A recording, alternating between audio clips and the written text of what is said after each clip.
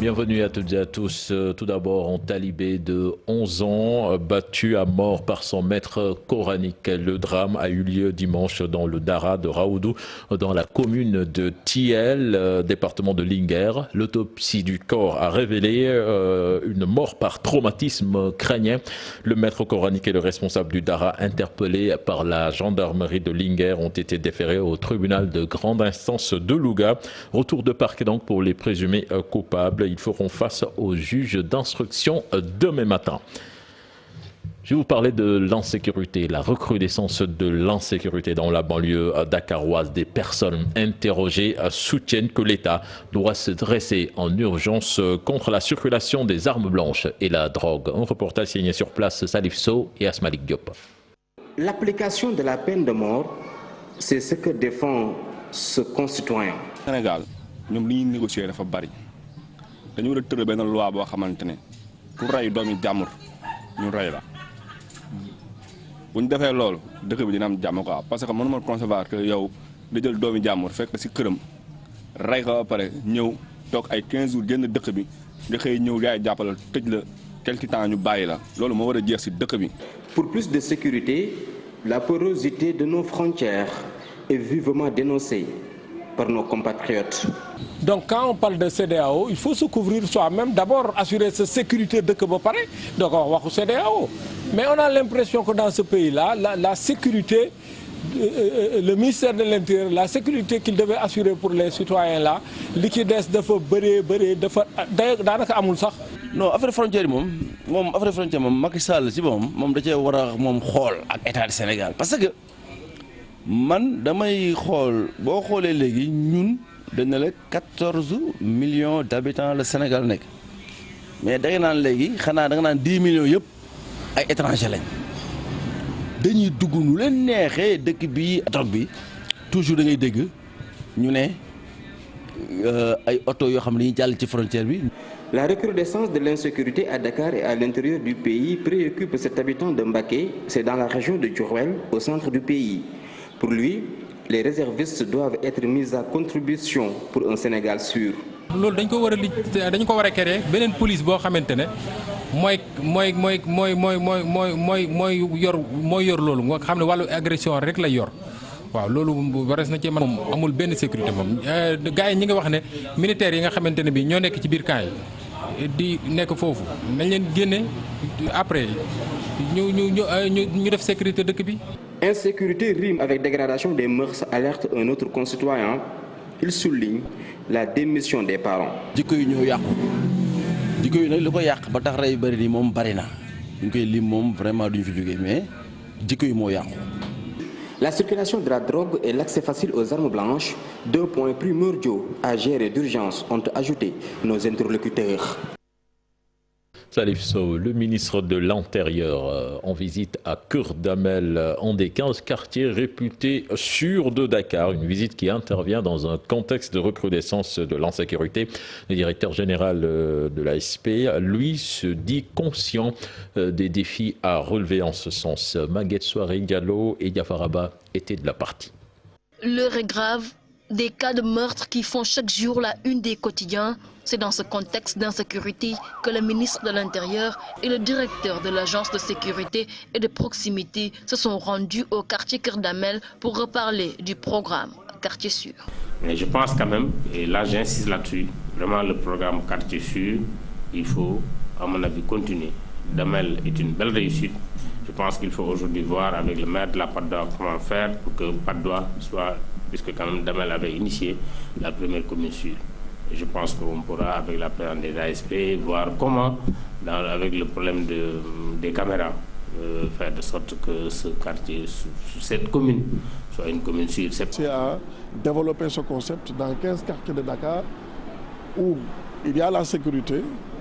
La sécurité s'est renforcée davantage. Les lieux de culte sont davantage fréquentés, ce qui n'était pas le cas avant. Les commerces sont ouverts jusqu'à des heures très tardives le soir, ce qui n'était pas le cas avant. Pour ces autorités, la question de l'insécurité demeure un casse-tête et le directeur de l'ASP est conscient du gap à combler. Dakar aussi, c'est une grande ville. Comme je l'ai dit, Dakar est une grande ville. Si on le pouvait, on allait garantir une sécurité maximale à chaque Sénégalais. Mais cela est impossible. Tous les grands pays du monde font face à l'insécurité. Mais on fera de notre mieux pour assurer la sécurité des Sénégalais. À Dakar, on a dénombré près de 15 quartiers réputés sûrs. Seul paradoxe, à côté de ces coins paisibles, le nombre de meurtres ne cesse d'augmenter depuis le début de cette année, d'où l'urgence de renforcer la vigilance. Et puis à Kahone, le maire reconnaît l'insécurité qui règne dans sa commune mais refuse la stigmatisation. Selon lui, le phénomène est général. Il a rencontré nos reporters Fali Gaye et Ibrahima Diamé. La commune de Kahone, qui défrait la chronique des agressions, est vaste d'une superficie de 25 km². Elle est située à l'est de la commune de Kaolack avec une population d'environ 17 000 âmes. Elle est secouée depuis quelques jours par des vols à main armée qui ont viré au drame. Et ce n'est pas le maire Ousseynou Senghor qui va démentir l'insécurité qui règne dans sa commune, même s'il relativise. Il n'y avait pas très longtemps un boutiquier. Si, il y a l'insécurité. À Kahone, Kaolack et partout. Il y a l'insécurité dans ce pays. Vraiment, malgré les efforts fournis par l'État, mais il y a l'insécurité. Je lui demande quand même de redoubler d'efforts.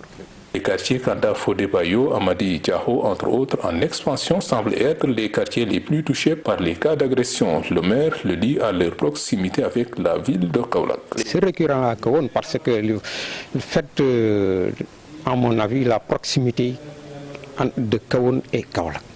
Voilà, Kahone forme peut-être un arrière-plan ou peut-être vraiment nous considérons que ces malfaiteurs-là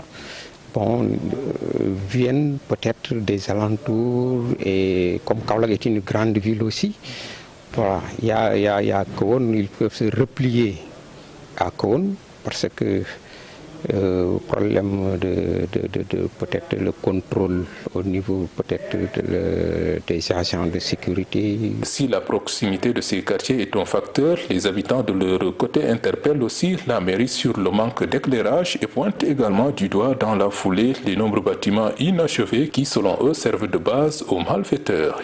Nous restons avec le maire de Kahone qui indexe les heures de patrouille de la gendarmerie qu'il juge trop tôt. Ousseynou Senghor soutient que les malfaiteurs opèrent au-delà de 22 heures en ayant le champ libre. Il est toujours au micro d'Ibrahima Diamé et Fali Gaye. Si on a un poste de gendarmerie, les gendarmes sont là, voilà, en toute vérité, vraiment ils sont là, ils font des patrouilles, mais à mon avis, les heures de patrouille et les heures par lesquelles vraiment les malfaiteurs utilisent ne sont pas du tout les mêmes. Voilà, les heures de patrouille ici à Kahone, s'il y a à rectifier, qu'il se lève peut-être entre 1h du matin et 2h, voilà, pour faire la patrouille. Mais ici, les problèmes de patrouille se passent entre peut-être 9h, 10h, 11h. Mais là, 21h, voilà, 21h à minuit, 21h, 22h. Mais là, les malfaiteurs sont peut-être en train de préparer leur forfait quelque part. Donc vous appelez les voilà, à plus d'efforts et de se lever plus tard dans la nuit, vers 2h du matin. Voilà, parce que tous ces forfaits-là se passent entre 2h et 3h du matin. 2h et 3h du matin. Les constats sont là. En sécurité à Touba, également des comités de vigilance commencent à voir le jour dans les quartiers pour répondre aux défis des bandits armés. Khaira a mis en place son comité pour faire face à la menace de plus en plus grandissante. D'autres quartiers de Touba et Mbaké vont suivre selon Modou Diop Diaobé, son initiateur que vous avez entendu dans le journal en Wolof. Coronavirus en Chine, les 12 étudiants sénégalais en quarantaine avec les autres à Wuhan se portent bien. Les autorités déclarent leur apporter aide et assistance. Ils pourraient être rapatriés dans l'hypothèse où la situation ne connaîtrait pas une nette amélioration. Résumé du communiqué du ministère des Affaires étrangères et des Sénégalais de l'extérieur avec Chérifia. Selon le ministère des Affaires étrangères, aucun Sénégalais vivant à Wuhan, ville chinoise, épicentre du coronavirus, n'a été contaminé par l'épidémie qui a fait plus de 80 morts. Dans un communiqué, les services de Amadouba informent que la représentation diplomatique est en alerte suivant de très près l'évolution de la situation sanitaire de nos compatriotes. Ce sont des étudiants pour la plupart qui se disent en bonne santé selon le ministère des Affaires étrangères qui les a contactés. Le texte souligne que la mise en quarantaine de la ville de Wuhan a provoqué une ruée des populations vers les grandes surfaces, occasionnant du coup la raréfaction et le renchérissement de certaines denrées de première nécessité. Cette situation engendre un état de stress chez nos compatriotes. Par ailleurs, le gouvernement dit engager des discussions avec les autorités chinoises pour étudier la possibilité d'obtenir une autorisation par un rapatriement de nos étudiants. C'est dans l'hypothèse où la situation ne connaîtrait pas une nette amélioration, tient-il à préciser. Lundi déjà, les 12 étudiants sénégalais vivant à Wuhan ont fait état de leur calvaire à cause du confinement, sans nourriture ni rien. Ils s'attendaient plutôt à un rapatriement dans les meilleurs délais, comme le font d'autres pays pour leurs ressortissants. Toutefois, le ministère lance un appel à la sérénité, tout en précisant qu'aucun moyen ne sera épargné pour apporter secours et assistance à nos compatriotes. Et puis retenez que le ministère de la Santé soutient qu'à ce jour, aucun cas de coronavirus n'a été noté au Sénégal. Le ministère de la Santé et de l'Action sociale qui a visité donc le dispositif mis en place à l'aéroport Blaise Diagne pour faire face à la maladie, Abdoulaye Diouf Sarr s'est félicité de l'engagement et de la collaboration de tous les acteurs et a invité à la vigilance. Je vous l'annonçais dans les titres de cette édition, pas moins de 7 accords signés entre le Sénégal et la Turquie. Recep Tayyip Erdogan, en visite au Sénégal, compte accompagner notre pays dans sa lutte contre le terrorisme. Le président Macky Sall en a profité pour inviter la Turquie à participer à la campagne de commercialisation de l'arachide. On voit tout cela dans cet élément signé Habib Faye et Modou Diop. Dans la dynamique d'intensifier les relations bilatérales, cet accord signé entre Dakar et Ankara à l'occasion de cette 4e visite de Recep Tayyip Erdogan au Sénégal. La Turquie est un partenaire important du Sénégal qui nous accompagne, en particulier dans la réalisation diligente d'infrastructures majeures de développement. Le Sénégal compte poursuivre avec la Turquie ses échanges. Le président Sall invite son homologue à participer dans la campagne de commercialisation de l'arachide. Et aussi, je lui ai exprimé ma volonté de poursuivre avec lui nos efforts communs pour renforcer davantage les échanges sénégalo-turcs. Dans ce cadre aussi, j'ai sollicité que notre arachide puisse pénétrer le marché turc après avoir conquis le marché asiatique. La Turquie promet d'accompagner le Sénégal dans le domaine industriel. Le secteur de l'industrie de la défense sont également importants. Nous ne laisserons jamais le Sénégal seul. De même pour le tourisme, l'énergie. Nous allons effectuer ces pas ensemble. Nous sommes déterminés à agir dans ce sens. À la salle des banquets, Recep Tayyip Erdogan a magnifié la construction du stade olympique de 50 000 places. La Turquie s'engage aux côtés du Sénégal pour combattre le terrorisme. Et puis la Commission nationale de gouvernance du mécanisme africain d'évaluation des pairs publie son rapport. Il est marqué par des points positifs et des insuffisances, notamment sur le plan de la gouvernance politique et démocratique. Les membres de cette instance se sont réunis, c'était ce matin en atelier en présence du ministre de la Justice. Plus de détails avec le professeur Babacar Gueye, président de la Commission, qui en parle au micro de Chérif Dia. Lorsqu'on élabore le rapport d'auto-évaluation, on fait tout le tour du Sénégal. On va dans toutes les régions, les 14 régions du Sénégal pour organiser des forats. Eh bien, les experts internationaux refont ce travail-là. Dans tous les domaines, il y a eu des recommandations. Dans tous les domaines, il y a eu des recommandations, parce que dans tous les domaines, il y a des points positifs, il y a des insuffisances, en tout état de cause. Et dans tous les domaines, il y a des recommandations. Quelques points forts sur le plan du développement social, c'est ce qu'on voit, on parle en général de CMU, on parle en général du plan Sésame, on parle en général du pays d'essai, etc. Il y a un certain nombre de points forts, mais il y a un certain nombre de points faibles. Par exemple, en matière de gouvernance politique et démocratique, quelques insuffisances ont été relevées par le rapport. Fuite de carburant à la plage de Thiaroye-sur-Mer. Le ministre de l'Environnement a fait une descente sur les lieux ce matin. Abdou Karim Sall annonce des mesures dont la désinfection de la plage et la fermeture momentanée des tuyaux. Je vous propose de l'écouter. Ces propos sont recueillis par Salif Sow et Asmalik Diop. Des actions ont été tout de suite prises, non seulement pour assurer la sécurité des personnes, en balisant la zone qui était impactée, en sécurisant bien sûr cette même zone, en préposant bien sûr la gendarmerie et d'autres structures chargées de la surveillance et de cette zone délimitée sur à peu près 150 mètres carrés. La SAR est en train de faire les tests pour voir la provenance, l'origine. Le premier pipe a fait l'objet déjà de tests par la mise en eau avec une pression pour vérifier l'étanchéité de ce pipe qui venait d'être remplacé. Il y a un deuxième pipe pour finir avec les hypothèses que ce sont des fuites récentes.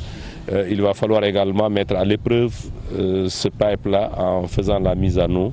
Il y a des soupçons que ce sont des fuites anciennes qui se sont accumulées durant des années et aujourd'hui avec la remontée de la nappe, ces hydrocarbures sont en train de refaire surface et sont en train de, compte tenu de la gravité, de s'écouler de l'axe de la mosquée, du pipe et vers la mer. Parmi les mesures qui vont être prises par la SAR figure en bonne place la mise en place d'un sea line, c'est-à-dire de se débarrasser définitivement de ce pipeline. La meilleure manière de sécuriser ce trajet, c'est de le faire passer par la mer.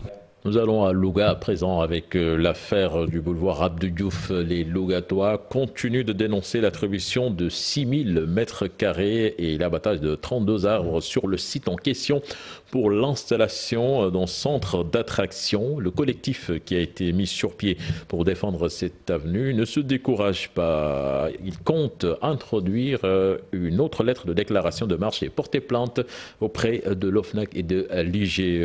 Amadou Niang, le porte-parole du collectif au micro de Djernofal. Nous nous posons certaines questions. Pourquoi les autorités veulent à tout prix empêcher les populations de manifester?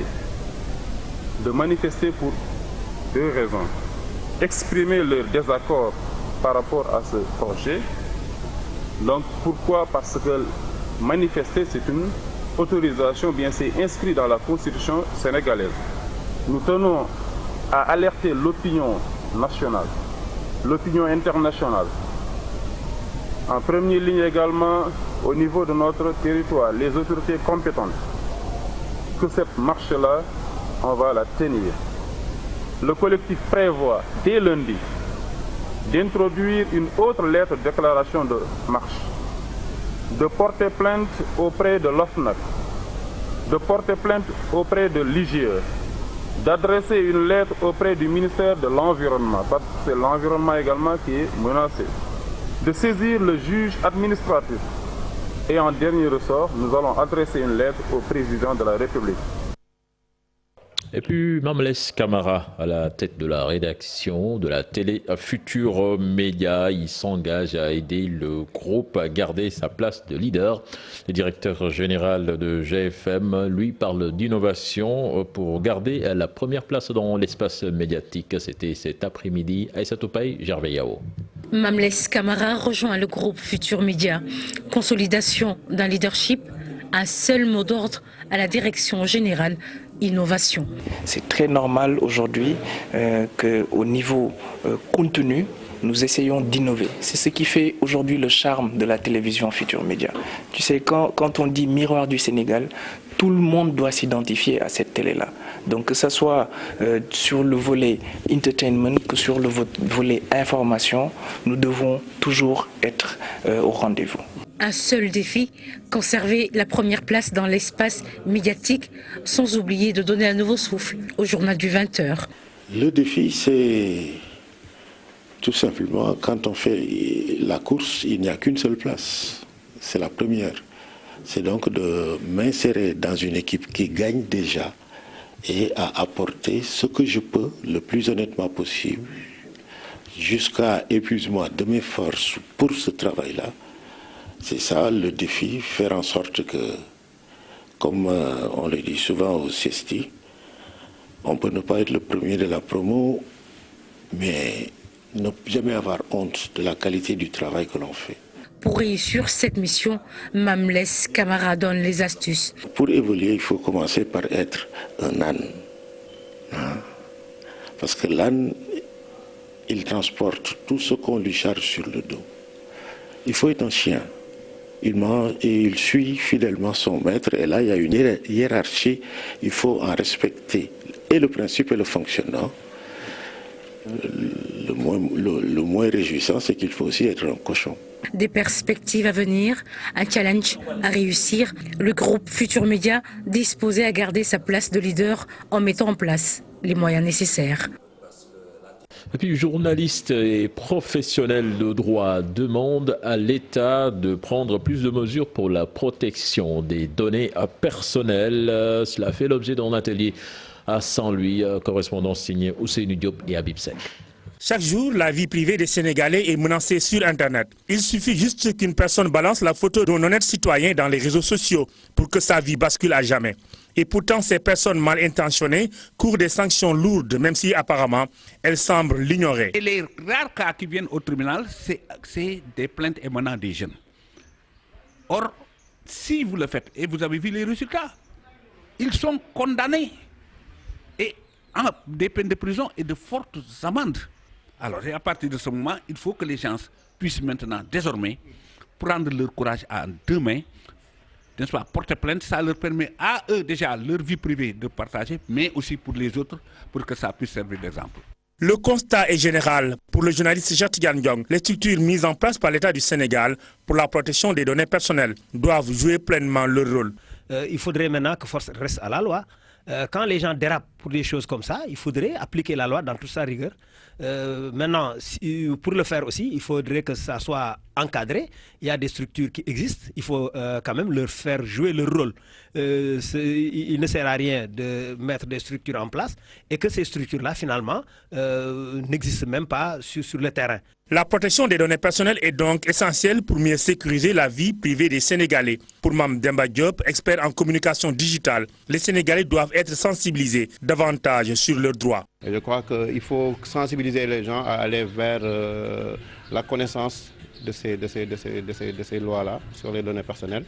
Il y a ce qu'on appelle des articles même 431.8, 431.10, 431.11, 431.17 qui parlent de tout ça, c'est-à-dire que les personnes ont droit à leur vie privée, à la protection de leurs données personnelles. Pour éviter la violation de la vie privée d'honnêtes citoyens sur le net, journalistes, experts et professionnels du droit insistent sur le rôle des structures étatiques pour freiner ce fléau qui continue de faire des victimes. En mode culture à présent, le FEMUA 2020 officiellement lancé à Dakar. C'était en présence du leader du groupe Magic System, Assalfo, le promoteur de l'événement, avec comme thème paix et développement. C'était ce matin en présence donc du ministre de la Culture et de l'ambassadeur de la Côte d'Ivoire au Sénégal. Et cela s'est passé au Grand Théâtre National de Ndiaye Coumba Rose. Aïssa Toupaï et Mohamed Dian y étaient pour nous.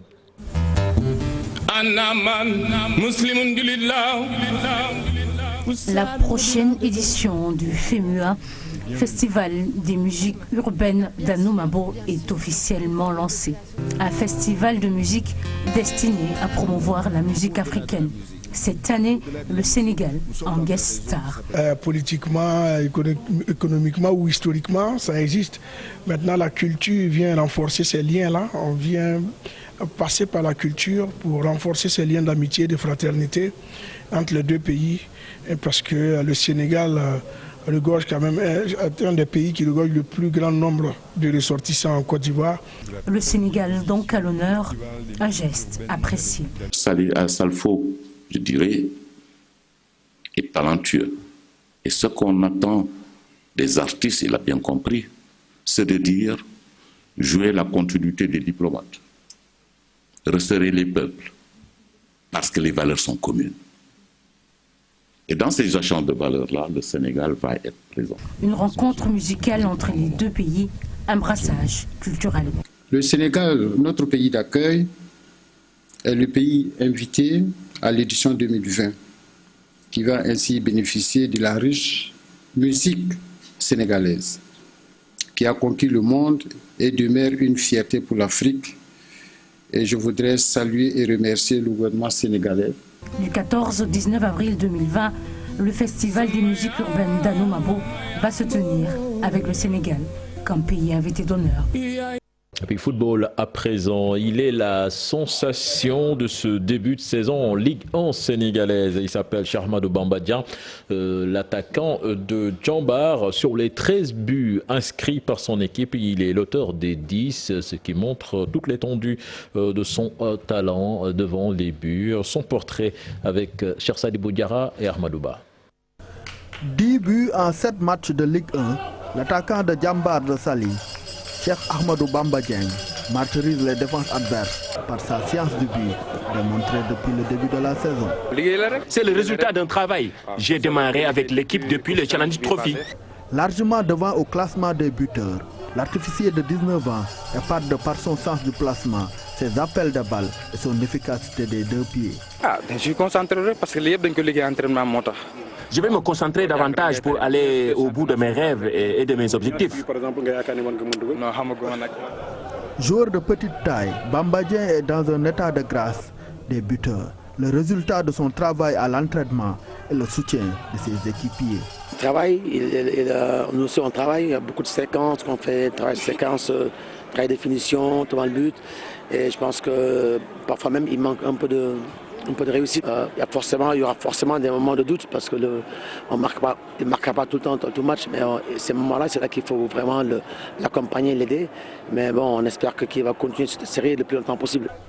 Djambar, certain de détenir un joyau, ne tarit pas de conseils pour celui qui peut effacer le record de 19 buts, signé par Ibrahima Niane. Écoutez, j'espère simplement qu'il va continuer à ce rythme. Moi, la seule chose que je lui dis, c'est de continuer à être humble, de continuer à travailler.